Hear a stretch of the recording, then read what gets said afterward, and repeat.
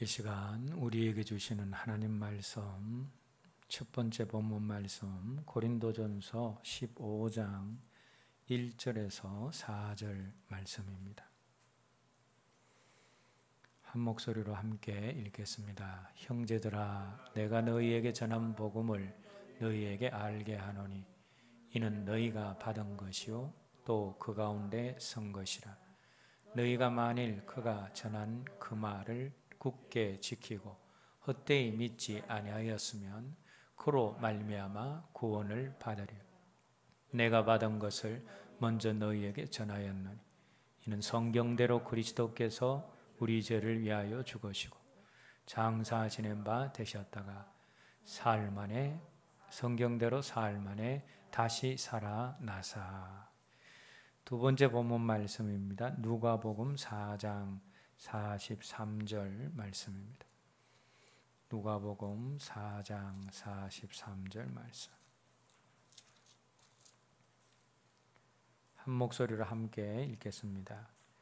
예수께서 이르시되 내가 다른 동네들에서도 하나님 나라 복음을 전하여야 하리니 나는 이 일을 위해 보내심을 받았노라 하시고.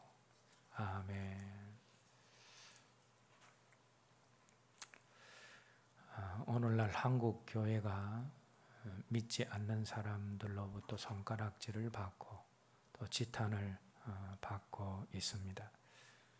믿는 자들이 믿는 자답지 않게 살고 또 믿는 자들이 자신이 믿는 그 믿음대로 살지 않기 때문입니다. 그런데 그리스도인들이 그리스도인답게 살지 않는 현상, 또 그리스도인들의 생활이 교회 안에서만 머물고 그 삶이 믿지 않는 자들과 별반 차이가 없는 이유, 믿음과 삶이 단절되어서 믿음이 삶으로 이어지지 않는 그 근본적인 이유가 무엇이겠습니까?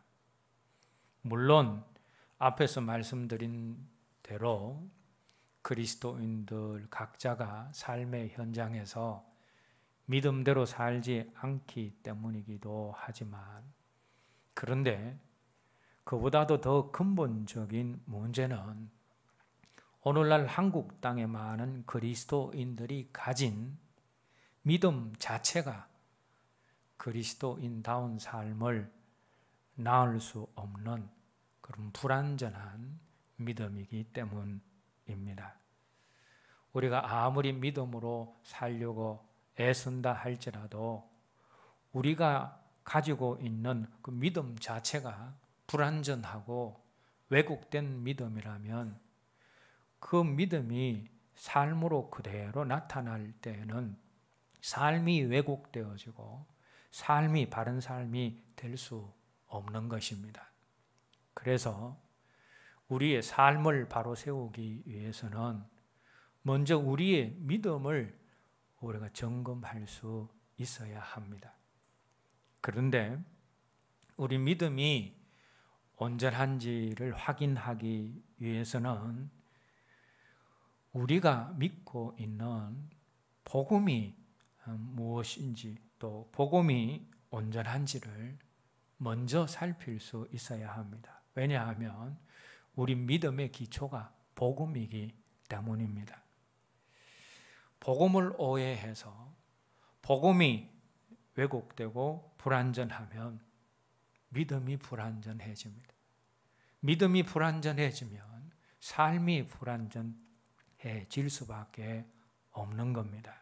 그래서 우리의 삶을 바로 세우려면 믿음을 점검해야 하고 그 전에 복음에 대한 바른 이해가 선행되어져 있어야 된다라는 겁니다.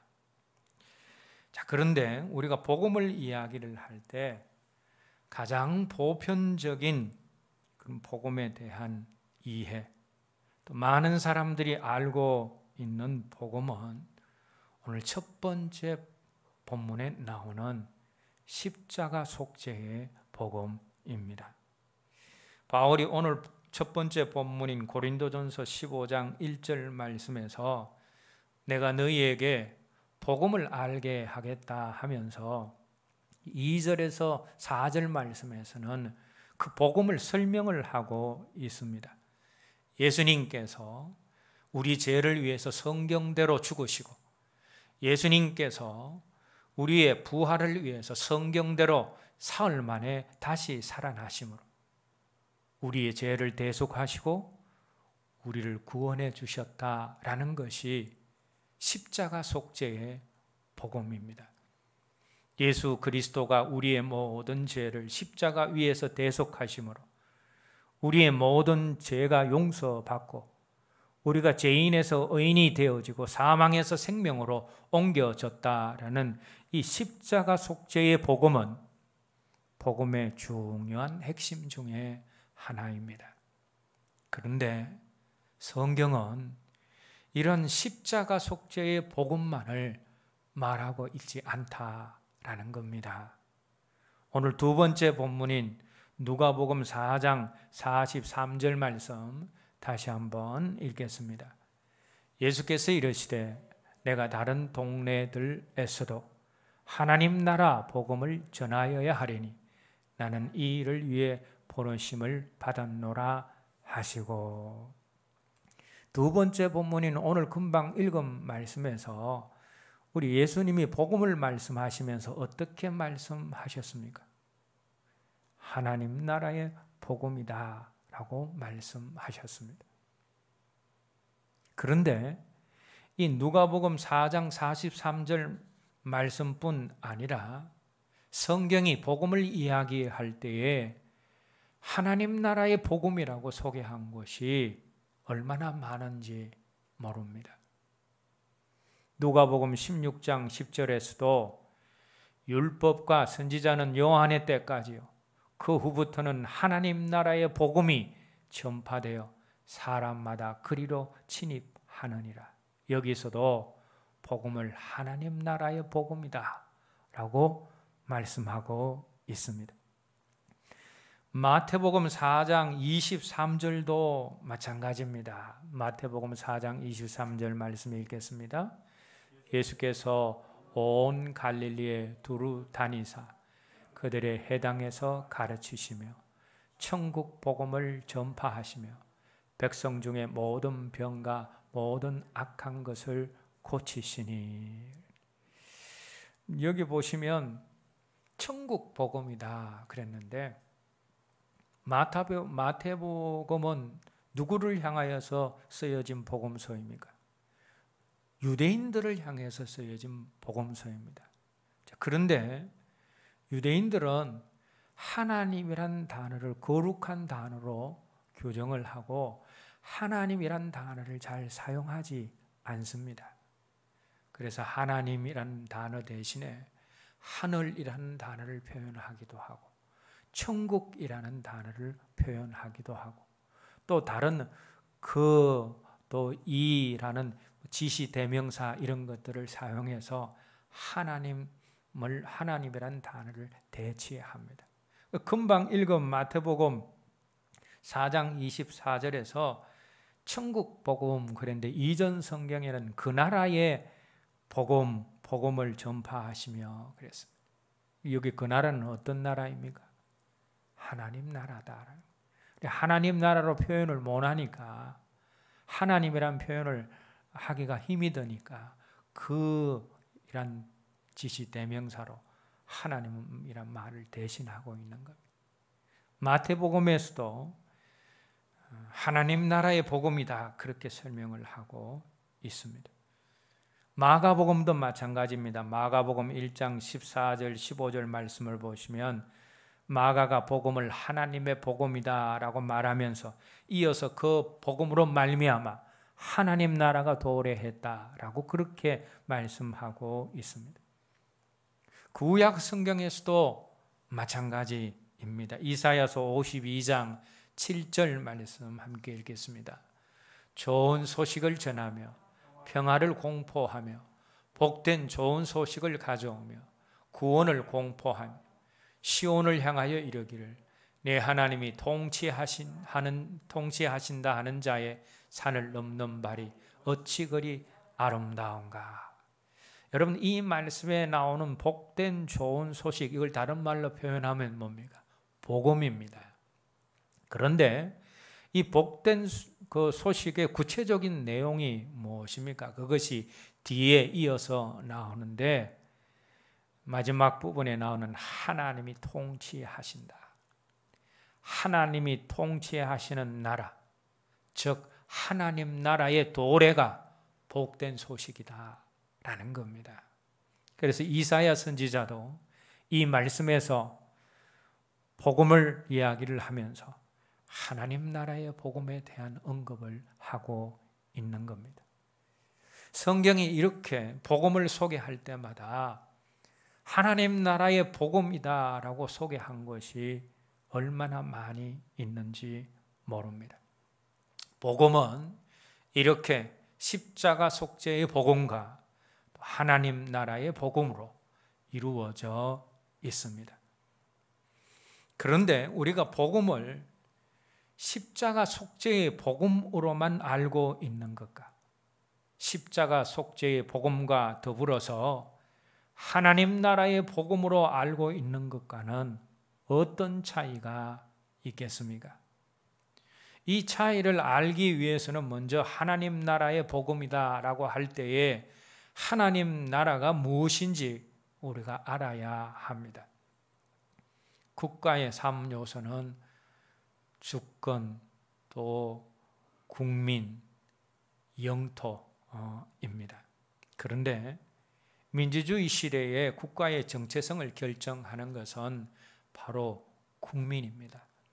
그러나 과거 왕정 시대의 국가에 있어서 국가의 정체성을 결정하는 것은 왕입니다. 민주주의 시대의 국가를 이루는 요소들인 영토와 주권의 소유자가 민주주의 시대에는 국민이지만 왕정 시대에는 전 국토가 왕의 소유이며 모든 주권도 왕에게 기속되어 있기 때문에 왕정 시대의 국가의 정체성을 결정하는 것은 왕입니다. 그래서 왕정 시대는 한 나라의 정체성이 왕이 누구냐에 따라서 결정이 되어집니다. 자, 이런 개념을 하나님 나라에 적용시키면 하나님 나라는 하나님이 주권자 되시고 하나님이 왕이 되시어 다스리시는 나라입니다. 그래서 하나님 나라는 하나님의 왕 되심, 하나님의 주권자 되심, 그리고 하나님의 다스림으로 설명될 수 있습니다.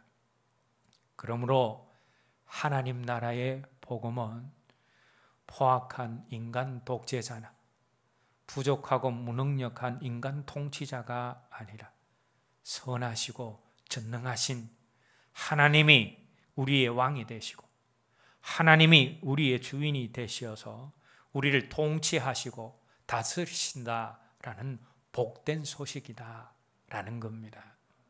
그러므로 십자가 속죄의 복음과 더불어서 하나님이 우리의 왕이 되시고 주권자가 되신다라는 하나님 나라의 복음을 우리가 함께 알고 있어야지 우리가 복음을 온전하게 이해한 것이 되어집니다. 사도행전 5장 31절 말씀에서 사도들이 믿지 않는 자들에게 예수님을 소개할 때에 하나님이 예수님을 오른손으로 높이사 임금과 구주로 삼으셨다라면서 예수님을 임금과 또 구원자 되시는 구주, 즉 임금과 구주로 설명을 하고 있습니다. 우린 여기에서 예수님을 구주로만 받아들이거나 반대로 예수님을 임금으로만 받아들인다라는 것은 반쪽 믿음임을 알게 되어집니다. 예수님을 구주와 임금으로 받아들이는 사람이 온전한 믿음을 가진 사람입니다. 그런데 여기서 예수님이 우리의 구원자, 구주가 되신다라는 것은 십자가 속죄 복음의 핵심이고, 그리고 예수님이 임금과 주인이 되신다라는 것은 하나님 나라 복음의 핵심입니다. 그러므로 우리가 복음을 이해할 때도 십자가 속죄의 복음으로만 이해해서도 안 되고 하나님 나라의 복음으로만 이해해서도 안 되는 것입니다. 우리가 십자가의 복음의 속죄의 복음뿐만 아니라 하나님 나라의 복음으로 복음을 이해할 때에 그것이 온전한 복음에 대한 이해가 되어지는 것입니다. 자, 그런데 우리가 십자가 속죄의 복음을 믿고 따를 때에 우리의 믿음은 예수님이 십자가에서 죄인된 나를 대신해 죽으심으로 내 죄의 문제를 해결했다라는 그 사실, 그리고 부활하신 주님을 따라 우리도 죽은 후에 부활해서 천국에 간다라는 이러한 사실을 믿고 받아들이는 것입니다. 십자가 속죄의 복음에서 이처럼 우리의 믿음이 이런 사실들을 믿고 받아들이는 것으로 정의되는 이유는 십자가 속죄의 복음으로는 그것 외에 달리 믿음을 정의할 방법이 없기 때문입니다. 그래서 십자가 속죄가 복음이라고 할 때는 우리가 그 사실을 인정하고 받아들이고 감사하는 것 외에는 우리가 할 수 있는 것이 아무것도 없습니다. 자, 그런데 이렇게 믿음을 사실에 관한 인정, 교리에 대한 수용으로 정의할 때 우리 믿음은 머리나 가슴에 머무를 수밖에 없습니다. 그리고 머리나 가슴에 머무르는 그런 믿음은 상과 별로 연관이 없습니다. 뿐만 아니라 개인의 머리나 마음에 머무르는 개인적이고 내면적인 믿음은 사회 속에서 힘을 발휘할 수가 없습니다. 그래서 개인적으로는 그리스도인인데 사회적으로는 그 사람에게서 그리스도인됨을 찾을 수가 없는 겁니다. 그래서 이때의 신앙은 사회와 세상과 분리되어 이분법적인 그런 신앙이 되기 쉽습니다. 그런데 하나님 나라의 복음을 믿고 따를 때는 다릅니다. 우리가 하나님 나라의 복음을 믿고 따를 때 그 복음은 하나님의 왕 되심, 하나님의 주인 되신다는 사실을 받아들이는 데서 그치지 않고 삶의 모든 영역에서 하나님이 실제로 나의 주님이시고 나의 주인 되시게끔 하는 삶으로 우리를 이끌게 되어집니다.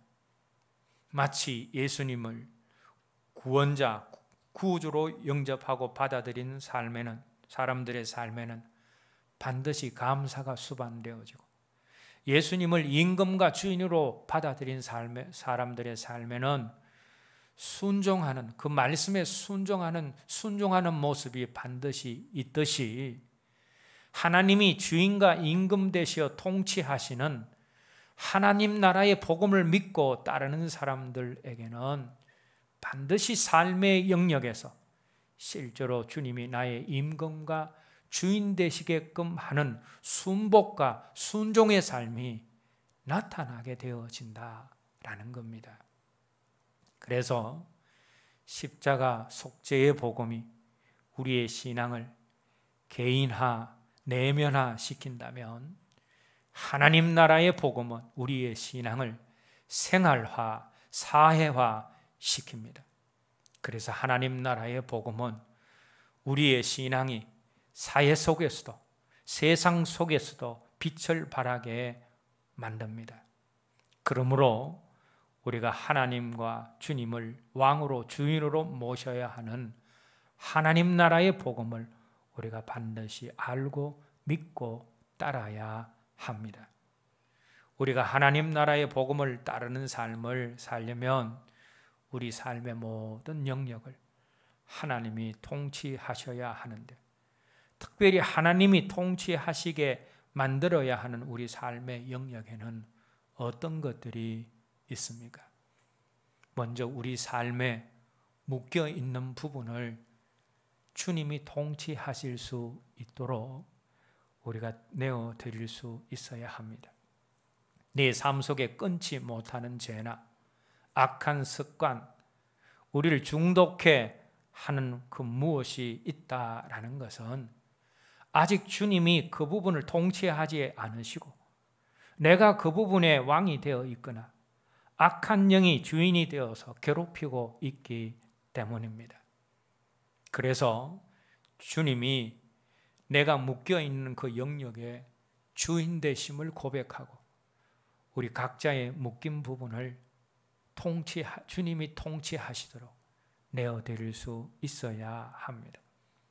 그리고 내가 작은 일에 쉽게 흥분하고 상처를 받고 마음의 평화를 잃어버리고 자기 연민 속에 빠지고 다른 사람의 작은 칭찬에도 흥분해서 어쩔 줄 몰라 하고 사소한 비난에도 밤잠을 설친다면 아직 내 감정을 주님이 통치하지 않으시기 때문입니다.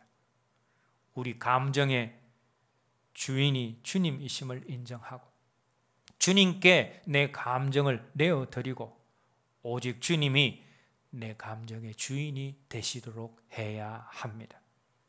그리고 다른 사람에 대해서 지나친 의존을 하거나 다른 사람에 대한 주님의 통제를 벗어난 지나친 애정, 그리고 다른 사람을 지배하거나 소유하려는 그런 욕망 등등은 자신이 모든 인간관계의 주인이나 왕이 되었을 때 나타나는 대표적인 증상들입니다.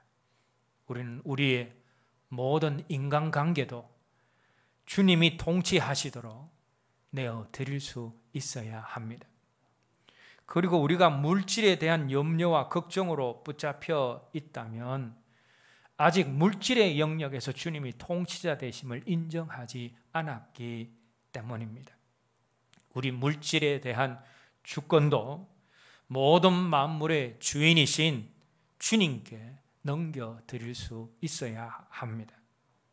그리고 우리가 살아가면서 의미 없이 빈둥거리며 시간을 낭비하는 것은 주님이 우리 시간의 주인이 되심을 우리가 알지 못하고 있기 때문입니다.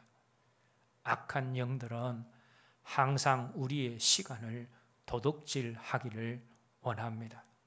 시간을 허비하고 낭비하는 것은 악한 영들에게 우리의 생명을 빼앗기는 것과 마찬가지입니다. 왜냐하면 우리의 생명은 우리에게 주어진 시간이기 때문입니다.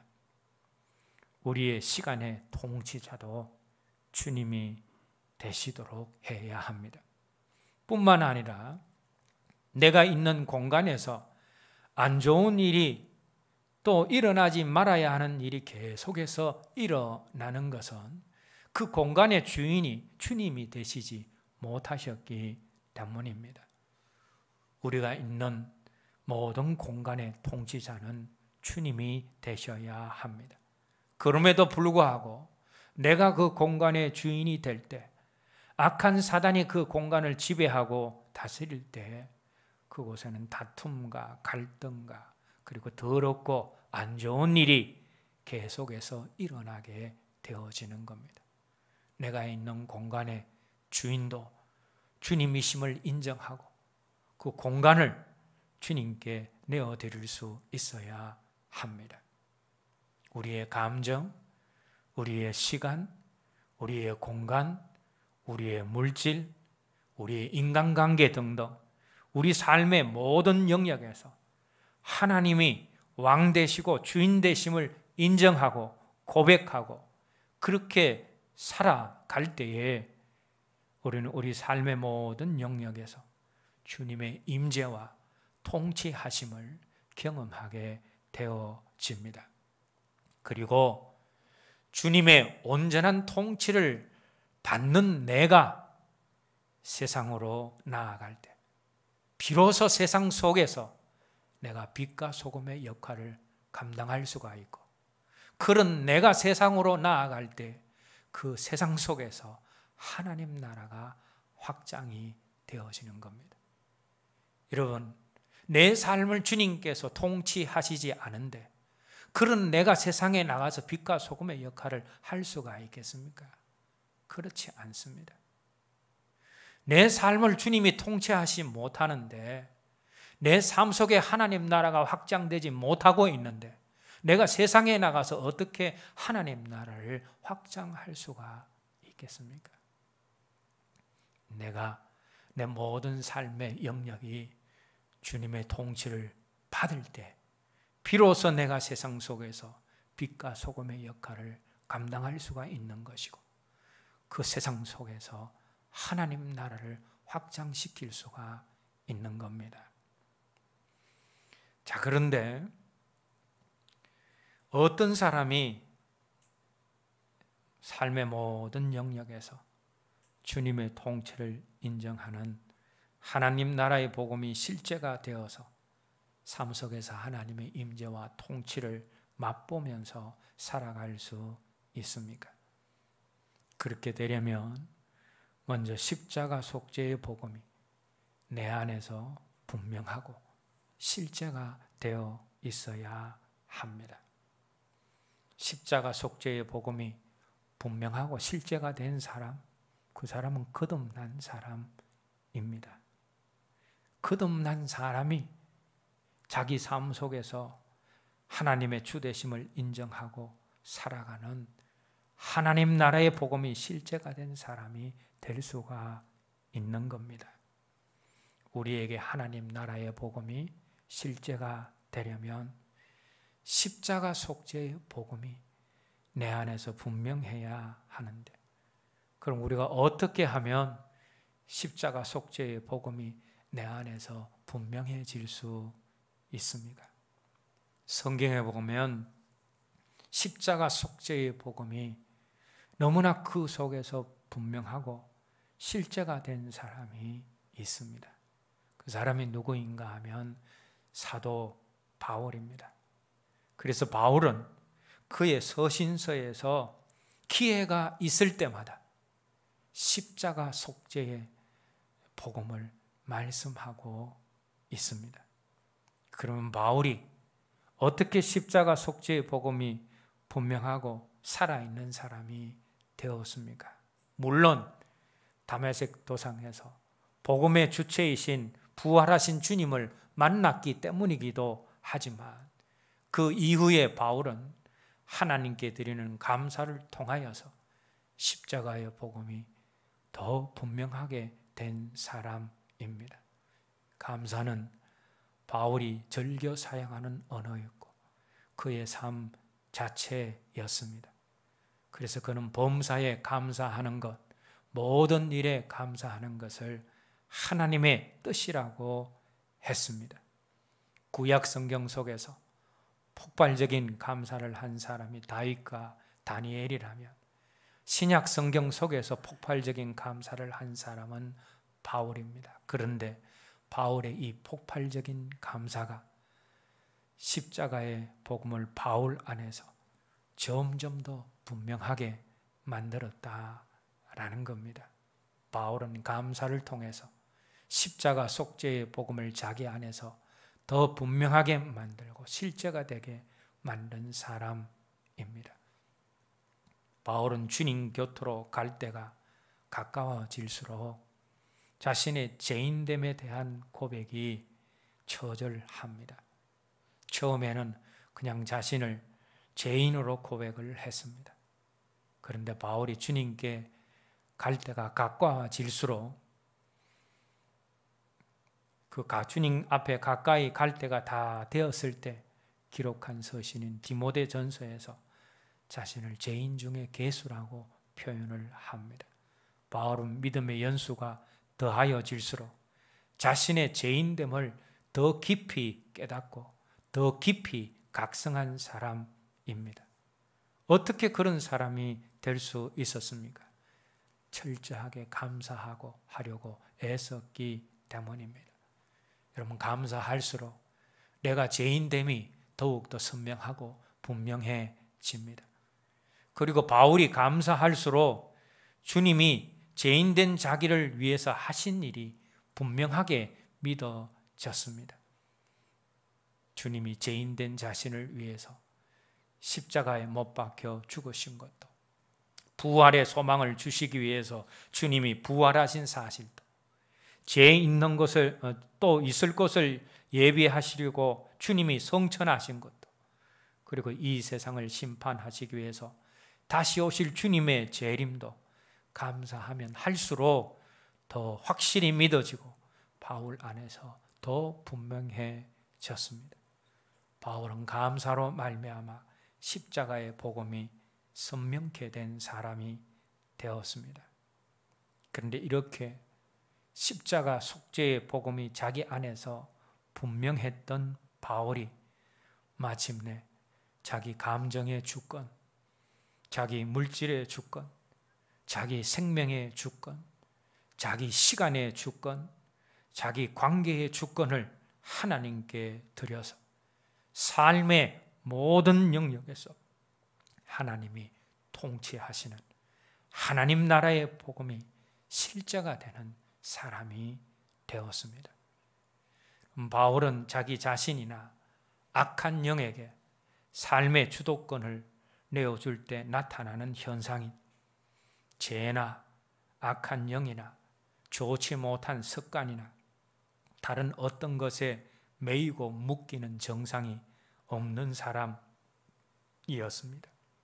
그래서 로마서 8장 1절 2절 말씀에서 생명의 성령의 법이 자기를 죄와 사망의 법에서 해방하였다라고 고백하고 있습니다. 그리고 바울은 주님이 자기 감정을 다스리게 함으로 분노나 상처, 세상 염려나 걱정, 그리고 두려움에 사로잡히지 않았습니다.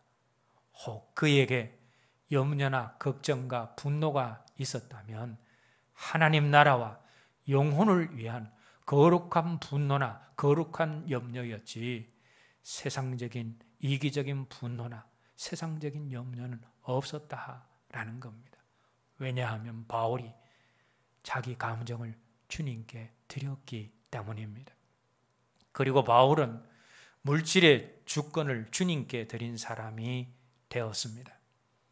그래서 물질의 주권을 주님께 드린 사람에게 모든 설 것을 채우신 그런 하나님을 경험하고 난 다음에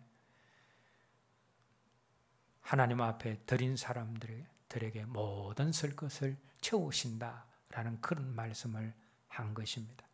바울은 물질 때문에 염려하지 않았고 풍부에 처할 줄도 알고 궁핍에 처할 줄도 아는 어떤 형편에 있든지 자족하는 사람이 되었다라는 것은 그가 물질 영역에서의 주권을 하나님께 드렸다라는 것입니다. 바울은 자기의 시간의 주인이 주님이심을 알고 자기에게 주어진 시간을 허투루 사용하지 않았습니다.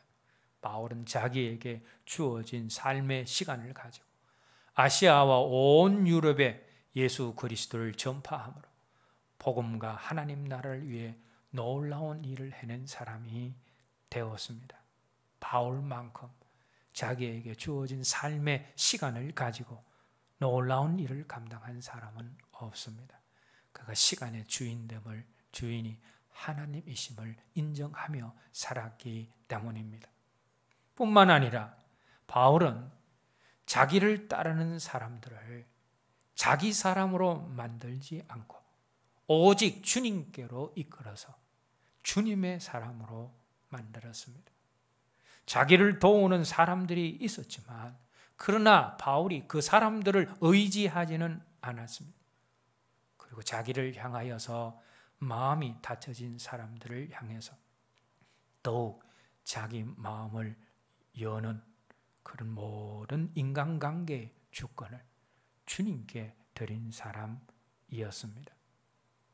바울이 이렇게 자기 안에서 십자가 속죄의 복음과 하나님 나라의 복음이 분명하고 실제가 되었기 때문에 세상 속에서 빛과 소금의 역할을 감당하고 하나님 나라를 확장하는 삶을 살 수가 있었던 것입니다. 이제 말씀을 맺겠습니다. 이 땅의 그리스도인들이 왜 세상으로부터, 세상 사람들로부터 손가락질을 받고 지탄을 받고 있습니까? 믿는 자들이 삶의 현장에서 믿음대로 살지 않기 때문입니다. 그런데 그보다도 더 근본적인 문제는 믿는 자들이 가진 믿음 자체가 그리스도인다운 삶을 낳을 수 없는 불완전한 믿음 때문이라고 했습니다. 그러므로 우리의 삶을 바로 하기 위해서는 우리의 믿음이 바른 믿음인가를 점검해야 합니다. 그런데 우리의 믿음이 바른 믿음이 되기 위해서는 믿음의 기초가 되는 복음에 대한 바른 이해가 우리에게 먼저 있어야 되어진다라는 겁니다. 왜냐하면 우리의 믿음이 복음의 기초에 있기 때문입니다. 그런데 내가 예수 믿어서 구원받는 것으로 끝나는 십자가 속죄의 복음만을 알고 따르면 내 삶의 모든 영역에 주님이 통치하시는, 주님이 주권자 되시는 하나님 나라의 복음을 우리가 알지 못할 때에는 믿음이 머리와 마음에 머무는 믿음이 되어지고 삶으로 연결되어지는 역동적인 믿음이 되지 못합니다. 그런 믿음으로는 주님이 내 삶의 모든 영역의 주인이 되심으로 내 삶의 모든 영역에서 하나님 나라가 확장되고 또 그런 내가 세상에 나가면 세상에 하나님 나라가 확장되는 하나님 나라의 복음이 실제가 된 삶을 살아내지 못하게 되어집니다. 그래서 우리가 복음에 대한 이해를 바로 해야 합니다. 십자가 속죄의 복음과 더불어서 하나님 나라의 복음에 대한 이해가 우리에게 있어야 합니다. 우리가 십자가 속죄의 복음에 감격하듯 하나님이 우리를 통치하시는 하나님 나라의 복음에도 우리가 감격할 수 있어야 합니다. 그리고 분명히 알아야 할 것은 십자가 속죄의 복음이 실제가 된 사람이 하나님 나라 복음이 실제가 된 삶을 살 수가 있다라는 겁니다. 먼저 예수님의 구원자 되심을 인정하는 사람이 예수님의 임금과 주인 되심을 인정하는 삶을 살 수 있듯이 십자가 속죄의 복음이 분명한 사람이 모든 삶의 영역에서 실제적으로 하나님의 주 되심을 인정하고 살아가는 하나님 나라의 복음을 따르는 삶을 살 수가 있는 것입니다. 그리고 십자가 속죄의 복음이 우리 안에서 더욱더 분명하게 되려면 우리가 바울처럼 치열하게 감사하는 사람이 되어야 합니다. 오늘 저와 여러분들 모두가 먼저 치열하게 감사함으로 십자가 속죄의 복음이 내 안에서 분명하고 실제가 되어지고 더 나아가서 내 삶의 모든 영역을 주님이 통치하시고 다스리시는 하나님 나라의 복음이 내 안에서 실제가 되어지므로 오늘 우리가 사는 이 세상에서 빛과 소금의 역할을 잘 감당하고 내가 살아가는 이 세상에서 하나님 나라를 확장해 갈 수 있는 저와 여러분 모두가 되었으면 합니다. 이제 오늘 들은 말씀 기억하면서 함께 기도를 드리겠습니다. 오늘날 이 땅의 그리스도인들이 세상 사람들에게 지탄을 받고 손가락질을 받는 이유가 무엇인가 하면 믿음이 온전치 못하고 잘못되었기 때문입니다.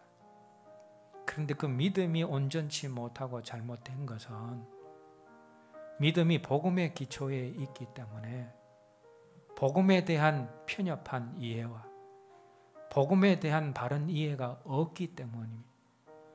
오늘 우리가 말씀을 통해서 알게 되어집니다. 우리가 감사함으로 십자가 속죄의 복음이 먼저 내 안에서 분명하고 실제가 되어지고, 또 우리 삶의 모든 영역에서 주님의 주권과 통치를 인정하고 고백하고 그 삶의 모든 영역을 내어드림으로 하나님 나라의 복음이 내 안에서 실제가 되어서 세상에서 빛과 소금의 역할들을 감당하고 하나님 나라를 확장하는 일을 행할 수 있는 우리 모두가 되어질 수 있도록 오늘 들은 말씀 가지고 함께 기도하도록 하겠습니다. 하나님 아버지, 우리가 십자가 속죄의 복음과 더불어 하나님 나라의 복음을 알고 믿고 따르게 하여 주시옵소서. 우리가 우리를 구원하는 십자가 속죄의 복음을 기뻐하며 감격하듯 우리로 하여금 이 땅에 하나님 나라를 이루어 가게 하는 하나님 나라의 복음도 기뻐하며 감격할 수 있는 저희들 되게 하여 주시옵소서. 먼저 우리가 치열하게 감사함으로 십자가 속죄의 복음이 우리 안에서 더욱더 분명하고 실제가 되게 하여 주시고, 그리고 하나님 나라의 복음을 믿고 따름으로 하나님 나라의 복음이 실제가 되어서 이 세상에서 빛과 소금의 역할들을 감당하고 이 세상 속에서 하나님 나라를 확장해가는 저희들이 되게 하여 주시옵소서. 예수님 이름으로 기도드립니다.